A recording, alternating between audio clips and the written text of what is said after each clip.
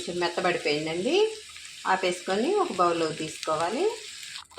ఇప్పుడు ఇందులోనికి బెండకాయ ముక్కలన్నీ వేసేసుకోవాలండి. కట్ చేసి పెట్టుకునేవి వేసి వేయించుకోవాలి.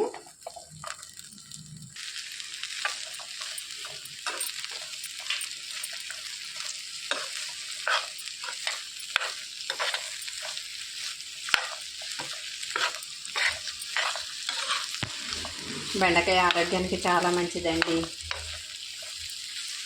బెండకాయని ఫ్రైలా కాకుండా ఇట్లా పచ్చడిలా చేసుకొని మంచిగా ఆరోగ్యానికి మంచిది తినొచ్చండి.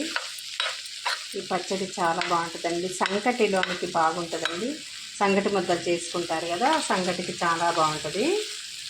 అన్నానికి, చపాతీకి